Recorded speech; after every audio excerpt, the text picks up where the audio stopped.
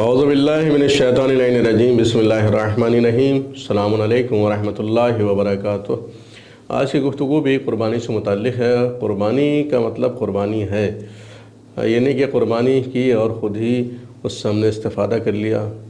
اللہ کی راہ میں قربانی کر رہے ہیں تو ظاہر ہے کہ گوشت جو اس حصے میں آتا ہے انسان کے، چاہے شرکت کے ساتھ آیا ہو یا خود تنہا انسان نے ایک جانور راہ خدا میں قربانی والے دن عید الاضحیٰ میں ذبح کیا ہو خدا کی خوشنودی کے لیے، تو قربانی صرف ذبح کر دینے کی حد تک نہیں ہوتی ہے۔ قربانی گوشت بھی ہے، یعنی اس کے 3 حصے، جو کچھ ہمارے حصے میں گوشت آیا ہے، چاہے پورا جانور کیا ہو یا کسی میں حصہ لیا ہو، اس کے 3 حصے کیے جائیں گے جو ہمارے حصے میں آیا، اور اس کے 3 حصے جس میں سے ایک حصہ انسان خود اپنے استعمال میں لا سکتا ہے، اس کو صرف کر سکتا ہے، اور دوسرا حصہ دوست احباب کا ہوتا ہے، اور تیسرا حصہ غربا اور مساکین اور ضرورت مندوں کا ہوتا ہے، ان تک پہنچانا چاہیے۔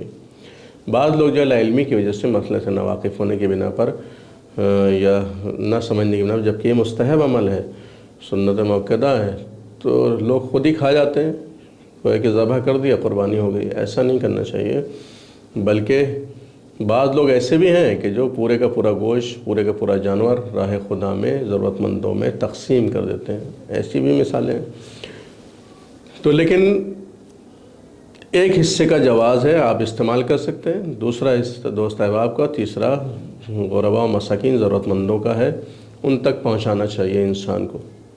سارا پہنچا دے یا تھوڑا تھوڑا کر کے پہنچا دے، جس سے بھی، تاکہ وہ بھی قربانی میں شریک ہو جائیں اور ان کی بھی عید ہو جائے۔ عید کا مقصد ہی یہ ہے کہ انسان دوسروں کو خوش کرے، خود بھی خوش رہے، دوسروں کو بھی خوش ہونے کا موقع فراہم کرے، ضرورت مندوں کا خیال رکھے۔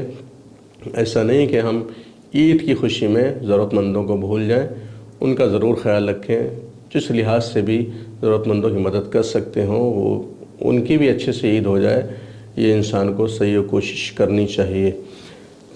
اس کے علاوہ ایک واقعہ آپ کو سناتے ہیں، جناب رسول خدا صلی اللہ علیہ وسلم نے قربانی کے گوشت کے سلسلے میں جب دونوں حصے راہ خدا میں دے دیا، تیسرا حصہ بھی راہ خدا میں دینے لگے، تو کسی نے پوچھا کہ یا رسول اللہ، تو آپ نے اپنے لیے کچھ نہیں بچایا، سب کچھ راہ خدا میں دے دیا؟ تو جناب رسول خدا نے جواب میں فرمایا کہ میں نے سب کچھ بچا لیا ہے، کچھ بھی خرچ نہیں کیا، کچھ بھی میں نے خرچ نہیں کیا۔ آپ نے اپنے لیے سب کچھ، سارا گوشت خرچ کر دیا، اپنے لیے کچھ نہیں بچایا۔ تو پیغمبر اسلام نے بڑا سلیس، بہت عمدہ، نفیس جواب دیا کہ میں نے سب کچھ بچا لیا، کچھ بھی خرچ نہیں کیا۔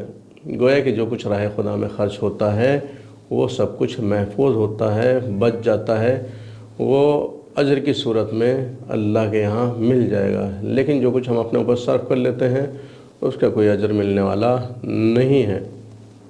جو کچھ راہ خدا میں خرچ کر دیا جاتا ہے وہ سب محفوظ ہو جاتا ہے۔ پیغمبر اسلام کا یہ عملی واقعہ ہمیں درس دیتا ہے اس بات کا کہ ہمیں زیادہ سے زیادہ راہ خدا میں خرچ کرنے کی توفیق کے لیے دعا کرنی چاہیے، اور زیادہ سے زیادہ راہ خدا میں خرچ کرنا چاہیے، ضرورت مندوں کا خیال رکھنا چاہیے، اور یہ درس بھی ملتا ہے کہ اپنی ضرورت پر دوسروں کو ترجیح دینا چاہیے۔